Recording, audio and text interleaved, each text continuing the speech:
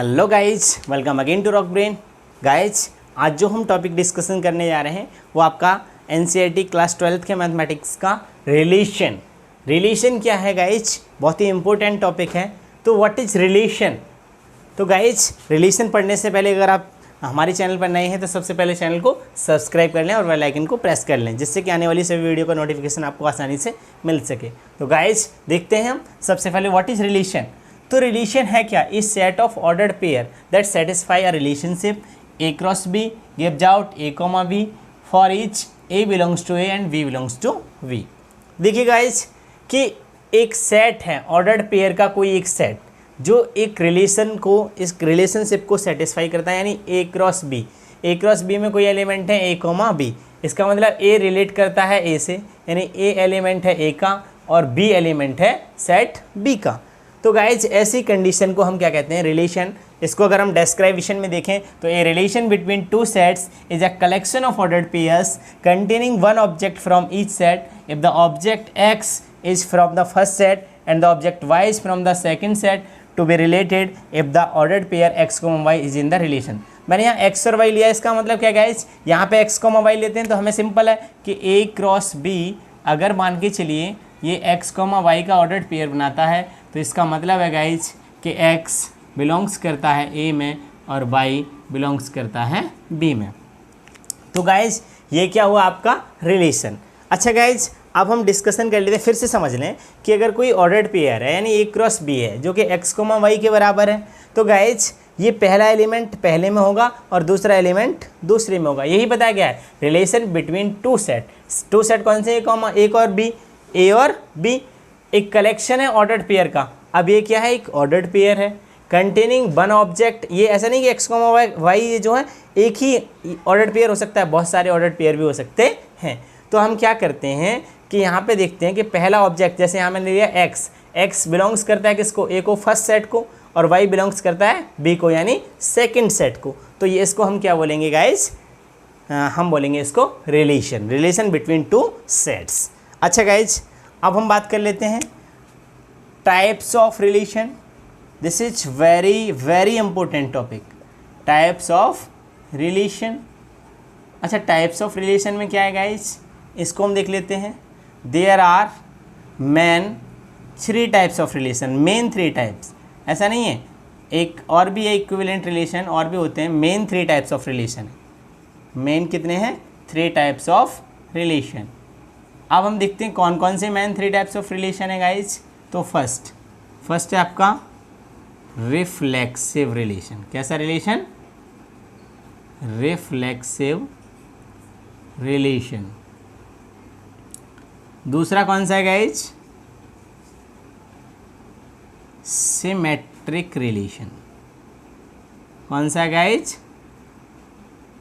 Symmetric relation. तीसरा कौन सा है गाइज? Transitive relation. कौन सा है? Transitive relation.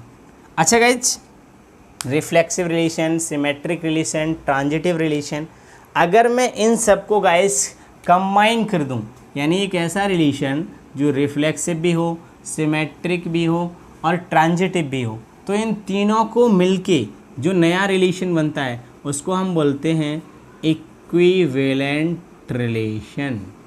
क्या बोलते हैं गाइज?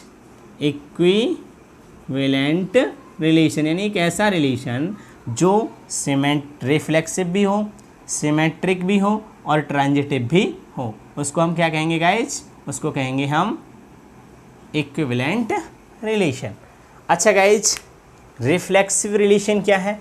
देखिए, अगर मैं इन पे डिस्क्रिप्शन में डिस्कशन करूँगा तो वीडियो बहुत लंबा हो जाएगा, मैं इसका नेक्स्ट एक और वीडियो बनाऊँगा। अभी आप समझ लीजिए, समझाता हूँ।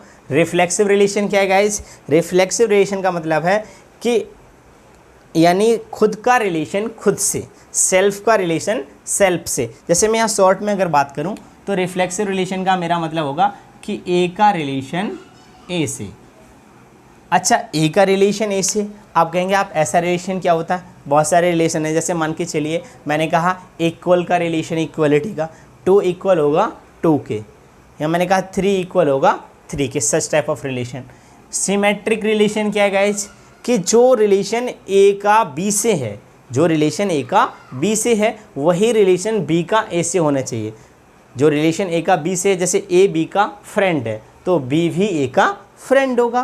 तो हमारे पास यहाँ पे क्या है आपका, जैसे कि हम बात कर लेते हैं सिमेट्रिक रिलेशन में। तो सिमेट्रिक रिलेशन में गाइस क्या आता है कि जो रिलेशन ए का बी से है वही रिलेशन बी का ए से होना चाहिए।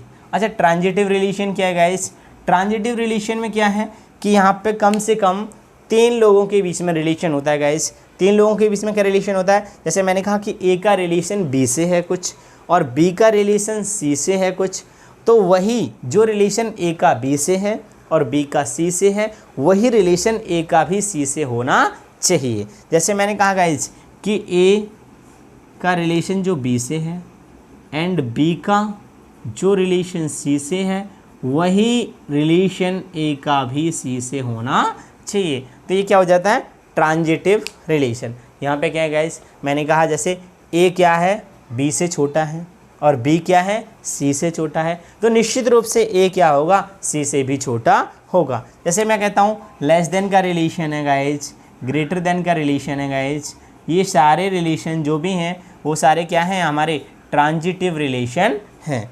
और हम बात कर लेते हैं गाइज कि एक ऐसा रिलेशन जो रिफ्लेक्सिव भी हो। अच्छा, हम एक दैनिक जीवन में बात कर लेते हैं तो रिफ्लेक्सिव रिलेशन क्या होगा गाइज, यहाँ पे आपका जैसे कह सकते हैं कि खुद का संबंध खुद से, यानी जैसे किसी से कोई मतलब नहीं हो, साधु सन्यासी का संबंध। सिमेट्रिक रिलेशन की बात कर लेते हैं, मान के चलिए हम कहते हैं, मैंने भी बताया था कि ए क्या है, बी का दोस्त है तो बी भी ए का दोस्त होगा। ट्रांजिटिव रिलेशन में हम बात कर लेते हैं जैसे कि छोटे बड़े का संबंध है, या गाइज मैं ऐसे कहूँ, मान के चलिए मैं कहता हूँ एक यहाँ पर थोड़ा सा घुमाने के लिए, मैंने कहा ए बी का दोस्त है, बी सी का दोस्त है, तो गाइज क्या ए भी सी का दोस्त होगा, ये ज़रूरी नहीं है। क्यों ज़रूरी नहीं है, हम एक बार को सोचेंगे जब ए बी का दोस्त है और बी सी का है तो ए भी सी का दोस्त होगा, लेकिन नहीं, ऐसा नहीं है। क्यों नहीं है ऐसा, क्योंकि मान के चलिए हो सकता है कि आपका एक दोस्त, जैसे मान के चलिए कोई ए है उसका दोस्त बी उसके गांव में है, लेकिन बी वाले का कोई सी दोस्त है वो मान के चलिए किसी रिलेशन में है जो कि उसको वो जानता भी ना हो, तो इस तरह से भी हो सकता है। तो यहाँ पर हमारे रिफ्लेक्सिव रिलेशन, सिमेट्रिक रिलेशन और ट्रांजिटिव रिलेशन, ये 3 मेन रिलेशन है। इन तीनों को जो रिलेशन सेटिस्फाई करता है, यानी एक ऐसा रिलेशन जो रिफ्लेक्सिव भी हो, सिमेट्रिक भी हो, ट्रांजिटिव भी हो, उस रिलेशन को हम बोलते हैं इक्विवेलेंट रिलेशन। तो गाइज इसका मैं नेक्स्ट पार्ट जो कि डिस्क्रिप्शन पार्ट होगा वो आगे आपके सामने रखूँगा। आज के लिए इतना ही, मिलते हैं नेक्स्ट वीडियो में, तब तक के लिए थैंक्स, जय हिंद।